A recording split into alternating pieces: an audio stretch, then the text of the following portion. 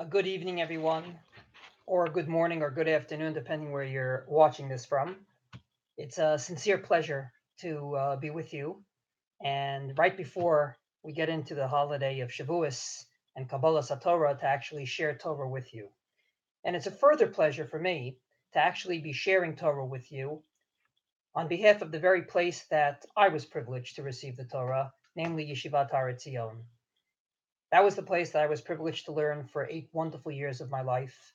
And I believe that any of the Torah that I'll teach this evening and any of the Torah that I've been privileged to teach throughout the years, I owe in a very deep way to Yeshivat Har Etzion. And therefore, it's really a sincere pleasure to be doing this on their behalf.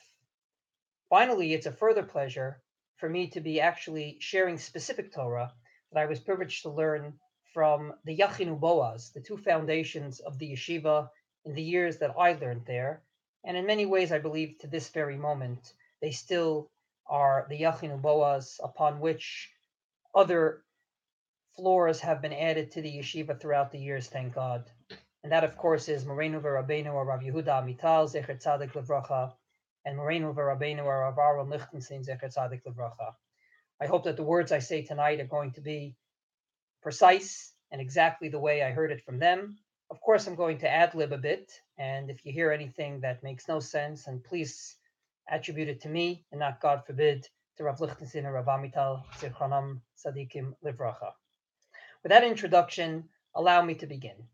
This particular class, this particular idea, actually didn't begin in Yeshivat Har Etzion. I heard it in Yeshivat Har Etzion, but to be more precise, I actually heard it from a wonderful man named Victor when I was a rabbi back in Halifax at the beginning of the year 2004, 2005. We were learning about the various Yamim Tovim, we were learning about kosher food, we were learning about Netilas Yadayim, and in the middle of it all, Victor raises his hand and asks the following question. He says, Rabbi, you've been teaching us many, many different laws. How come on the very holiday in which all these laws came from, the very holiday that commemorates the 8 to 9 days of Sukkot, or the 7 to 8 days of Pesach, why is it that on that very holiday that commemorates all the Judaism we have, we only celebrate it for 1 to 2 days? Every other yontiv that we have, like Pesach or Sukkot, is celebrated for more. And yet comes along the yontiv of Shavuos, the very yontiv that's responsible for all the rest, and we only limit it to 1 day. Or to put it very succinctly, he basically said, aren't we being a bit short-changed when it comes to Shavuos? Aren't we limiting one of the most important days in Jewish history, the day that changed the way our kitchens look, the day that changed the ways our doorposts look? That particular day is only celebrated for exactly 1 to 2 days. I admit I was perplexed by the question. And the answer I gave at the time was an answer I heard actually from David Nativ in one of the Tanakh Shiurim he used to give in the yeshiva. And I think it's the first and foremost answer to our question as to why is it that it's just 1 day of Shavuos. And that, of course, is that not you and not me were on the editorial board of the Torah.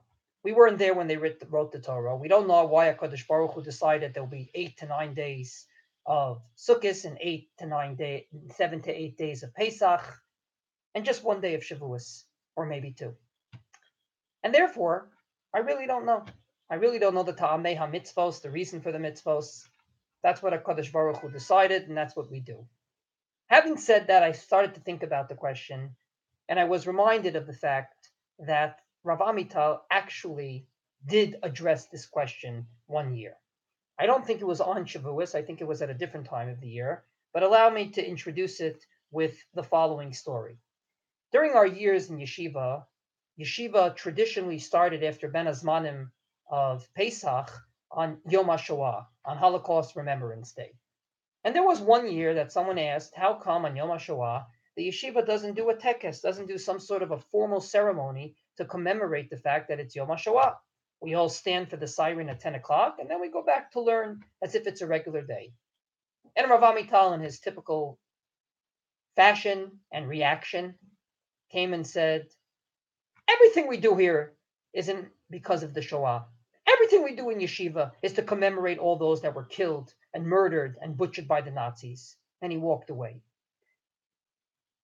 And whoever was there on the 40th anniversary of the yeshiva knows that Rav Amital repeated these words, and yet in a different fashion. He said that the courage that gave him the ability to even think he could be a Rosh Yeshiva was the fact that so many of his friends from yeshiva back in Hungary unfortunately didn't make it through the Holocaust, and he felt a sense of responsibility to build something in their honor. Along the same line of logic, Rav Amital said, and I quote, HaKadosh Baruch Hu didn't want you to make a big deal out of getting the Torah once a year, but rather make a big deal about it the entire year. Or to put it another way, HaKadosh Baruch Hu came along and said that you can make a big deal about matzah for 7 to 8 days a year. And then for the rest of the year, you don't have to think about it too much. Matzah is important for 7 to 8 days of the year. We go through the experience of eating matzah as a chiyuv d'oraisa on the first Seder. If you have a second Seder, a chiyuv d'Rabbanan, perhaps a kiyuv mitzvah d'oraisa throughout the 7 days of Pesach. But ultimately, once those 7 days are over, you can be a good Jew and not think about Pesach for the rest of the year, and not about matzah or maror or any other of the mitzvos that are associated with Pesach. Not so with regard to the Torah. And the same thing holds true with regard to Sukkot. You can make a big deal about the Sukkah and the Ananei Kavod or Sukkah's Mamish, whatever the reason Sukkah is, and the Lulav and Esrog, throughout the 7 days of Sukkot and perhaps 8 days outside of Israel. But you don't have to think about it for the rest of the year. It's an experience we Jews have to go through once a year, and we can move on. Not so, said Rav Amital, when it comes to the Torah.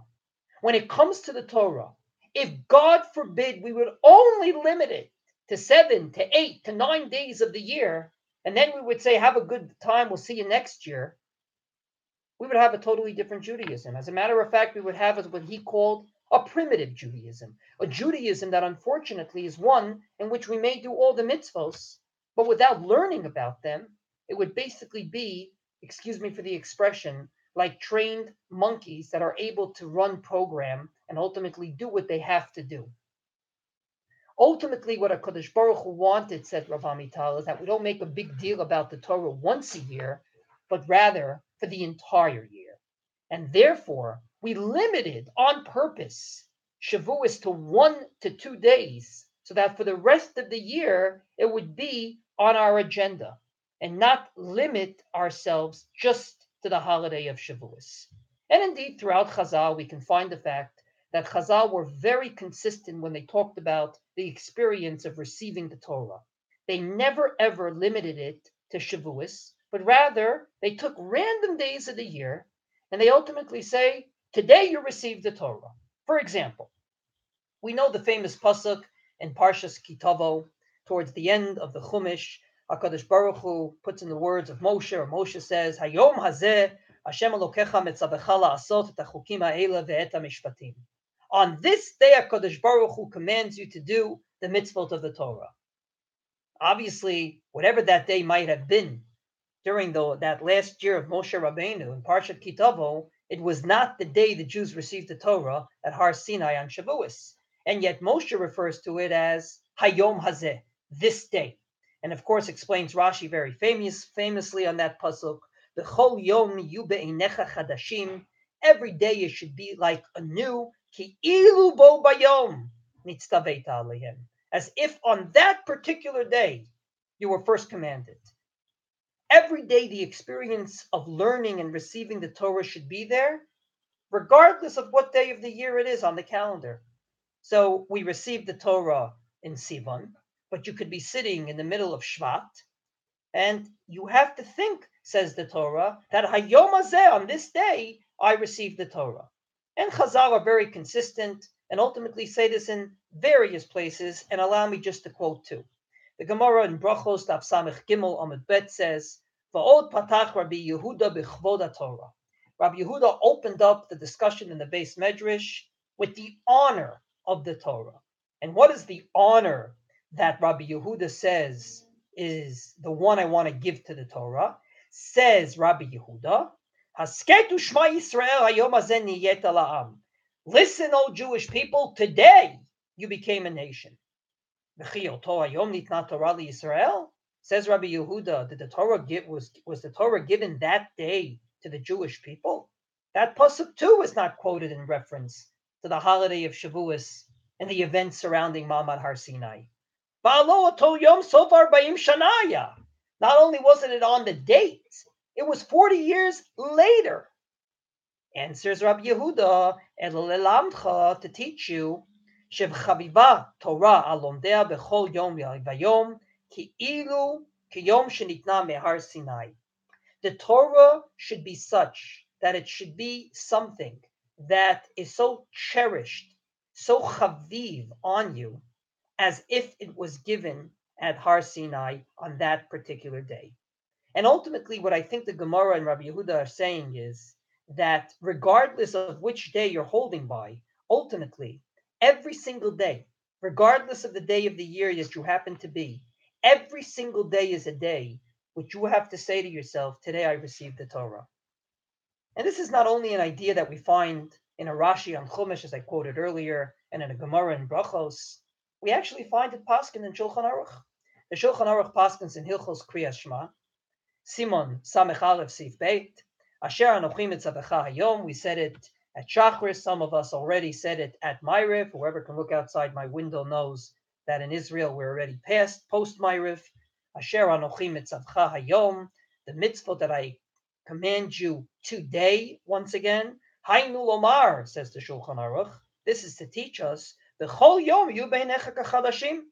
The mitzvot should be upon you every day as if they're new. V'lo kemi shekvar shama otam harbe pa'amim she'eino chaviv etzlo. And not like someone that heard it so many times that ultimately he gets sick of hearing it. Ultimately, all these sources point in one direction, and that is that HaKadosh Baruch Hu did not want us to make a big deal about receiving the Torah on one specific day of the year, but rather throughout the year. If I can give an analogy, it's like a couple married.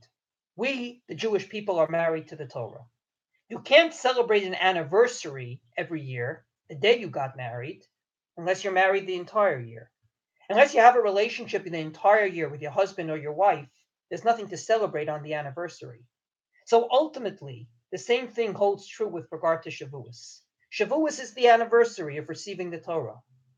But it would be meaningless. In fact, it would be, I would even say, ludicrous to celebrate Shavuot, the anniversary of receiving the Torah, if the entire year we didn't learn it and fulfill it and take its value seriously, and Be'ezrat Hashem live up to all the aspirations that the Torah has put before us. And in my humble opinion, if what I said is true, that HaKadosh Baruch Hu did not want us to make a big deal about receiving the Torah once a year, but rather the entire year, this may explain many aspects of the way we actually do celebrate that anniversary every single year. Every single year we do celebrate the anniversary of receiving the Torah, limited to once a year, as I said, so that we don't make a big deal about it just once a year, but every day. And it seems that even on the Yom Tov of Shavuot that we're about to go into, the actual way we celebrate it and the way it's actually described and commanded upon us tries to, in many ways, hide the fact that the Torah was given on that day. And let's begin. Number one, every Yom Tov has a specific mitzvah. Rosh Hashanah has shofar, Yom Kippur has the Inuyim, Sukkot has, of course, Sukkah and Lulav. Pesach has matzah as a chiyuv on the first and second day, and later on probably a kiyum d'oraisa. You come to Shavuos, there is absolutely no specific mitzvah on that day.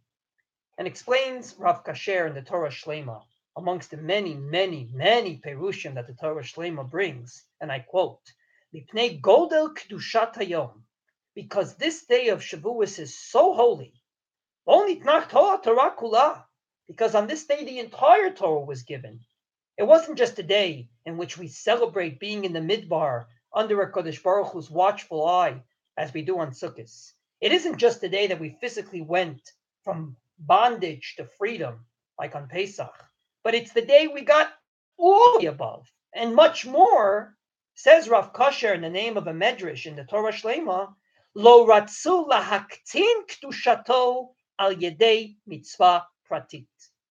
We didn't want to minimize, midget, go ahead and make a minuscule out of this day by just giving it a specific mitzvah. For example, if a Kadosh Baruch Hu would come along and say to us, on this day you have to dance with the Torah, and we would dance with the Torah, put it in the Aron Kodesh, give it a kiss, and say, I'll see you next year, like we do with the Pesach dishes.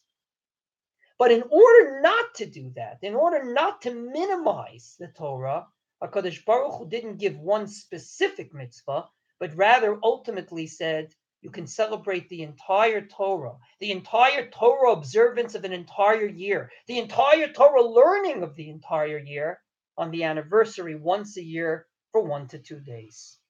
Number 2, never ever in the written Torah does it say that Matan Torah happened on Shavuos. We can make the math. It's very simple. You take the first day laning of Shavuos, Perek Yotet and Shmos, and you know that the Perek Yotet starts by Chodesh HaShlishi on the 3rd month, the month of Sivan, L'tzeit B'nei Yisrael Me'eretz Mitzrayim, Bayom Hazeh Ba'u Midbar Sinai. So on the 3rd month, which is Sivan, they came to Har Sinai, and we know that in Sivan they got the Torah. But never does it say a date.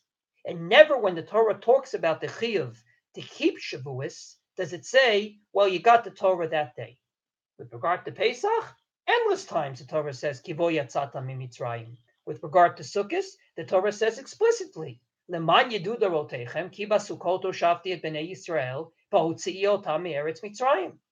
Comes along Shavuos, HaKadosh Baruch Hu sort of writes the entire Torah, dictates it to Moshe Rabbeinu, and sort of keeps out every time he writes Shavuos, oh, by the way, on that day, you received the Torah. Once again, we see that in order not to make a big deal out of the anniversary, but rather make a big deal throughout the year, it's sort of hidden in the Torah. Number 3, we mentioned the fact that there's no specific mitzvah on that day in order not to make a big deal just once a year about a specific mitzvah that has to do with the Torah, but rather use it the entire year. And number 2, we mentioned the fact that the Torah doesn't necessarily at all say that the Torah was given on Shavuos. Well, allow me to add a third element to the actual celebration of Shavuos. If you would have asked me in the middle of the night, well, if you did have the ability to be on the editorial board of the Torah, and you did have the ability to actually suggest a mitzvah of this day, what would it be? I would have said as follows. If the Sinai desert happened to still be in our hands, then on Shavuos, the Jewish people should go to Har Sinai. We'd have to find it and ultimately go to it, sort of give it a big kiss, sort of make a big ceremony there, and then go home. And then when I wake up in the morning after thinking of that idea, I would say, Yehoshua, you're out of your mind. Because in the laying of the first day of Shavuos, it says explicitly that Har Sinai cannot be a place that you touch, let alone get close to, during Ma'amad Har Sinai. However, a second later, it has no Kedusha anymore. From the day the Torah was given till this very moment that I'm sitting in front of you in 2018, in Tov Shin Ayin Chet, literally the 48th day of the Omer, 2 days before Shavuos, there is no Kedusha and will be no Kedusha to Har Sinai, to the very place that we got the Torah. And this is not just my reading, this is exactly what we say in the laning. Bimshocha Yovel, Hemayalu Bahar. The minute you hear the last shofar blowing, on the day you receive the Torah, you can go up to the mountain from that day and forever. And this is exactly what the Gemara says in Maseches Tainis, Daf Kaf Aleph Amud Bet, Sheken Matzinu Bahar Sinai, Shekol Zman Shashchina Shruya Alav, Amrat Torah Gamatzon Ba'abakar Al Yiru El Mula Harahu. The entire time HaKadosh Baruch Hu was giving the Torah, even the cattle couldn't come close to it. Once the Shechina left, namely once Matan Torah was over on that historic Shavuos, Amrat Torah, the Torah said, Bimshocha Yovel Hemayalu Bahar. So first and foremost, there's no specific mitzvah on Shavuos, so we wouldn't make a big deal about Shavuos and the Torah once a year. Number two, the Torah goes out of its way to sort of hide the fact that Matan Torah happened on Shavuos, so we wouldn't make a big deal out of it. And number three, the geographic location, which we know the Torah was given on, HaKadosh Baruch Hu says, I don't want you to make a big deal out of that either. Rather, later on in Sefer Devarim, Moshe Rabbeinu comes along and says to the Jewish people that HaKadosh Baruch Hu told him to tell them, Shuvu lachem la'oalechem, go back to your tents. I don't want you to make a shrine out of the place you received the Torah, but rather take the Torah, bring it back with you into your tents, and see if it merges and fuses with the lifestyle that you have outside of Har Sinai. Because there is no chokhmah to be a wonderful, sanctified, elevated Jew at Har Sinai. That's where we got the Torah. The bigger challenge is when you go home, in the way you eat, and what you put in your mouth, and more importantly, what you take out of your mouth, making sure that you speak as an upright Jew should, staying away from slander and lashon hara on the one hand, and making sure that you speak appropriately on the other. The way you live your lives throughout the year, away from Har Sinai. But to put it another way, the way we live our lives outside the threshold of the Beis Medrash and the shul. That's where the test is, if we're making the Torah the guiding force throughout the year, or we're just limiting it to the shul, to the daf yomi, to the places that we call very Jewish and holy. And this may explain a fourth aspect of Shavuos, which I believe is the most fascinating one. We mentioned the fact that there's no mitzvah associated with this yontif, so we wouldn't make a big deal out of the Torah just once a year. We mentioned the fact that the Torah goes out of its way to sort of hide this date, and we mentioned the fact that there's no kedusha to the geographic location where the Torah was given. And after all this happened historically, we finally come to Shavuos, wherever we might be, and we sit down and we ask ourselves, well, today the Torah was given. Motzei Shabbos, wherever you might be, is Shavuos. How should we celebrate? Once again, if you would have asked me, my answer would be, this is the way you should celebrate. You're not allowed to fast on a yontif, God forbid. So this is what you got to do. Take a few potato chips, take soda, just to make sure you don't fast, and spend the entire day learning Torah. Learning Torah and doing mitzvos. Don't waste your time having meal. Don't waste the time sitting there and making kiddush and talking to your neighbors and saying hello and goodbye. You have to spend the time once a year learning Torah. Comes along the Gemara and says, there is a point of view like that on every other yontif except for Shavuos. The famous Gemara in Masechet Pachim Daf Samech Chet Amud Bet says, Rabbi Eliezer Savar, O Kulu La Hashem, O Kulu La Hashem. Rabbi Eliezer came along and said the Torah says that the yontifs can either be a day that we enjoy or a day that's totally dedicated to HaKadosh Baruch Hu. Everybody agrees, as I said, you can't fast, but either you do a day that gives you physical enjoyment, namely have big meals, many guests, spend a lot of time with the family, or Kula La Hashem, eat a few potato chips and pretzels, have perhaps a drink, maybe even a l'chaim, and that's about it. It's the entire day dedicated to learning Torah and davening. Comes along Rabbi Yehoshua, I happen to like his name for no specific reason, and he says, Chalkeyu, divide it up. Chetz Hashem v'chetz lachem, divide up the day equally. Part of it should be dedicated to learning and davening, and part of it should be dedicated to your own physical pleasure and simcha. And that's the way we paskin on every other yontif. That's true for Rosh Hashanah, according to most poskim. It's definitely true for Sukkot. It's definitely true for Pesach. On Shavuos, Amar Rabbi Elazar, Hakol Modim. Everybody agrees. Ba'atzeret, that on Shavuos, Ba'inan Nami Lachem. Everybody agrees that on Shavuos, there has to be time dedicated to your own physical pleasure on your own leisure time. My timer, why is Shavuos different from all the rest of the Yomim Tovim?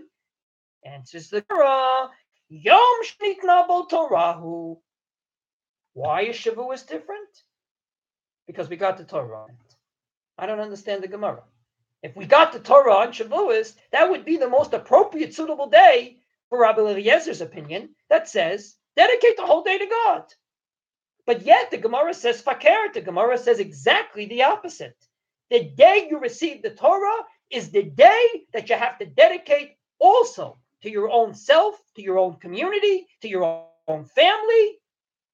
You can't have a day totally dedicated to God. Explains Rashi on that Gemara in Psachim. You should enjoy yourself, be happy with eating and drinking. Laharot, to show shenoach umekubal yom ze Yisrael shenitna Torah bo. In order to show that this day is comfortable and accepted by the Jewish people. Now, what do those words mean of Rashi? Shenoach umekubal yom ze Yisrael. It's acceptable and comfortable. In my humble opinion, it means one thing. It means that the Torah is not something that's a shrine that can't fit into your own lives, but rather it fits itself in to the everyday activities you do, especially the activity that we do every day. Any one of us have to get in breakfast before we go to work, get in a dinner somehow, perhaps even a lunch. Much of our day, I don't care where it might be, is going to be eating on that day. The most common thing that we do every day is eating, drinking. And says the Gemara, if you can't fit Judaism and the values of Torah into the way you eat and drink, which is the most common thing we do every day, then the Torah, God forbid, is irrelevant. Or to put it another way, the Torah was, God forbid, left at Har Sinai and wasn't taken back with us to our tents. If we can fit in the Torah to the way we eat and we drink, namely kosher food, brachos before and after, an appropriate conversation around the table, not to mention the fact that ultimately we go ahead and we thank the people around us for the meal and thank HaKadosh Baruch Hu, of course, with Birkat HaMazon, or any bracha achrona for that matter, then ultimately the majority of our lives are lives that are not lives that the Torah can fit into.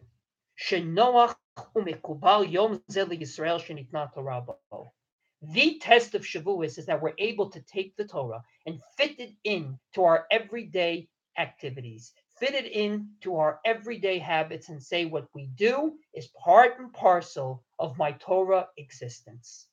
And therefore on Shavuot, if you spend the entire day dedicated to God, you're defeating the purpose of making the Torah relevant everywhere.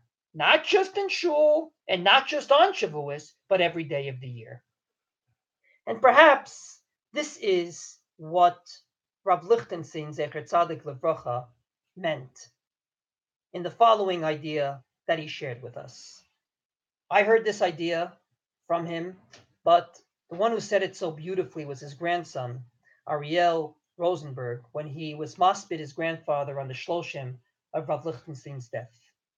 So I'm very privileged to have started this particular shiur with Rav Amital, Zecher Tzadik Levracha, and end it with Rav Lichtenstein. Rav Lichtenstein told his grandson that there's a phrase in Meseches Chulin, it also appears another place in Shas, that's called Chulin Shena'asu al Taharat HaKodesh. Namely, you have meat, like barbecue meat, and you ultimately eat it as if it's a korban. So you make sure you're betahara, you make sure that it doesn't touch anything tamei, you treat it as a korban even though it isn't. There's even one day that says it has the status of a korban in terms of its halachos. Said Rav Lichtenstein to his grandson, and I quote word for word from his Hesder, that's the way it should be in our lives. We have to sanctify the things that we think are profane. We have to understand that not everyone is holy. There are many parts of life that are not necessarily holy. And therefore, because they're not holy, we have to recognize the fact that we don't necessarily give it a kiss when it falls like a sefer, and we don't necessarily go ahead and stand up every time it walks into the room like a sefer Torah. There is chulin in our lives. But said Rav Lichtenstein to his grandson, but the chulin that you can sanctify. Just think of the fact that the everyday activities we do, how many of them can we sanctify? We spoke about earlier eating and drinking. If you exercise and you say a little pasuk before Hashem Yachalifu Koach, Yalu Ever Karn Sharim, a famous song we used to sing in the yeshiva and many misibot. Ultimately, those that aspire to God will have power. And we turn that whole exercise experience into an experience of guarding our bodies and making sure that we're healthy, as is the halacha. Or we take the fact that we speak to our kids, and not just speak to our kids about how was your day. Have a sense that when we speak to our kids, we're forming the future of the Jewish people. We're fulfilling v'hodata levincha v'ven bincha. Ultimately, our entire lives will be a life of Torah, and not just one day of Shavuos. And this perhaps leads me to my final source on this particular idea of why indeed we have one day of Shavuos. To reiterate, we said that HaKadosh Baruch Hu didn't want us to make a big deal out of the Torah once a year, but rather we should have a Torah that is relevant and fits into our lives the entire year. In the words of Rashi, Shenoach umekubal yom zeh, that this day is comfortable and accepted by the Jewish people in everything they do throughout the year. And this will explain a beautiful drasha that Rav Lichtenstein gave, Parshat Maseh, one year. On Parshat Maseh, one year, that there's two books in the Torah and the Chumash that approximately the same way. We finished Sefer Vayikra last week, both in Eretz Yisrael and in Chutz La'aretz. Thank God we're synchronized again.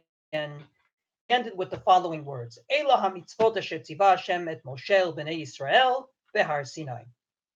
Well, we go about 9 weeks forward, and we get to the end of Parshat Maseh, the end of Sefer Bamidbar, and we end the same way, almost the same way. Eila hamitzvot v'hamishpatim asher tziva Hashem b'yad Moshe b'nei Yisrael. These are the mitzvot and the mishpatim that HaKadosh Baruch Hu gave the Jewish people, this time not at Har Sinai, but on Arvot Moav near Yericho. Ask Rav Lichtenstein, it's the same pasuk. Why does HaKadosh Baruch Hu repeat himself? Anyone that teaches Torah speaking knows that the first cardinal rule you learn is don't repeat yourself, because if you repeat yourself, then ultimately people think you have nothing else to say. And therefore, at best, they'll say, well, he has nothing else to say. And at worst, they'll say, he really has nothing else in his brains. And therefore, he really shouldn't be teaching us at all. Ask Rav Lichtenstein, how come we have two chumashim in the Torah that end the same exact way? Answered Rav Lichtenstein, due respect, they don't end the same way. Same content. These are the mitzvot that Kadosh Baruch Hu commanded us. He commanded us mitzvot in Vayikra, and he commanded us mitzvot in Sefer Bamidbar. But one was given at Har Sinai, and the other was given on Arvot Moav al Yarden Yericho. Said Rav Lichtenstein, and I quote, Shtei b'chinot elu nimtzaot gam b'chayav shel kol Yehudi. These are two aspects of a Jewish experience, of a Jewish lifestyle. Hu megaleh et HaKadosh Baruch Hu v'shar elav gam b'halicho b'rechov hasoen u'v'histaklo al hasovev oto. He can find the HaKadosh Baruch Hu even on a busy street, ach gam kasher hu rachun al gemarato b'sheket u'v'dumiyah. But of course, also when he's sitting with his Gemara late at night, his Gemara. Said Rav Grunstein, there's a Jew that obviously aspires for Kedusha like at Har Sinai, like the end of Sefer Vayikra.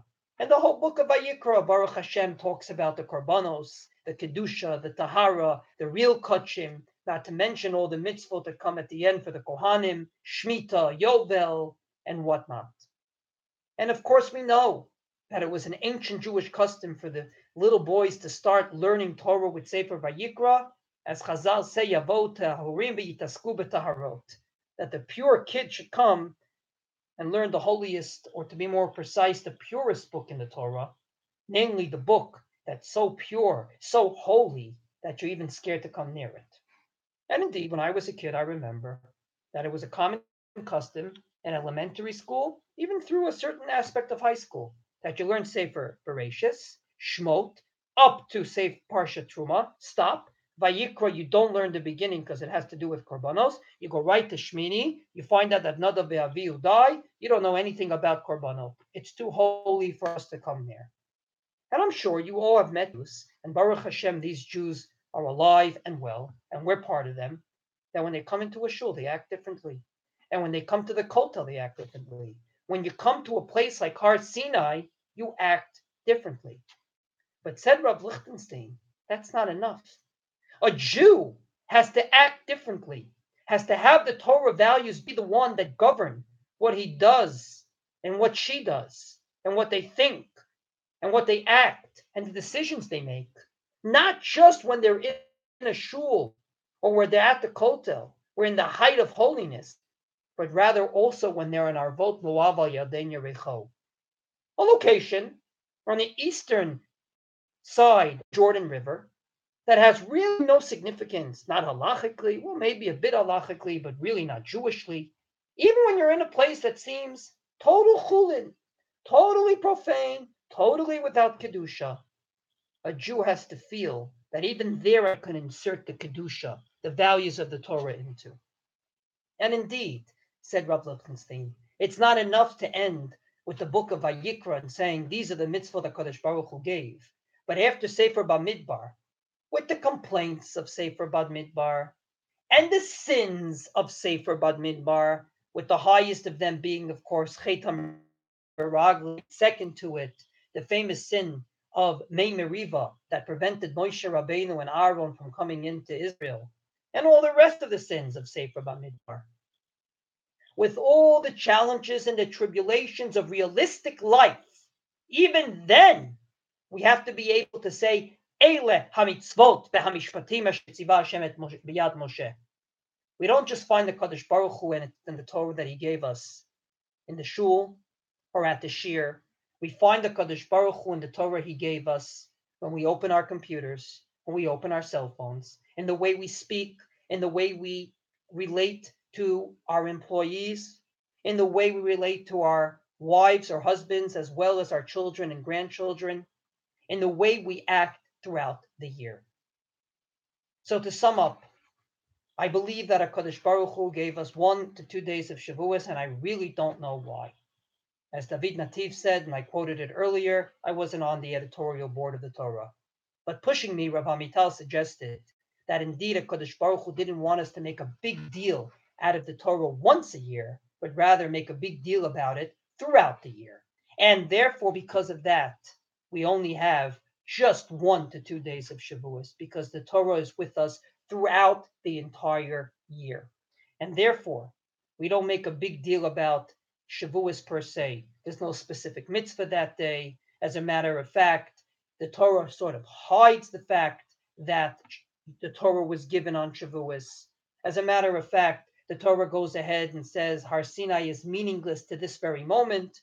And the Torah says you better eat and drink on that day, because I want to see the values of the Torah be relevant to you in your homes, not just in your shuls. I want to see the Torah values be relevant to you when you go into your car after Shavuos, and not just when you're in shul with your talis on Shavuos.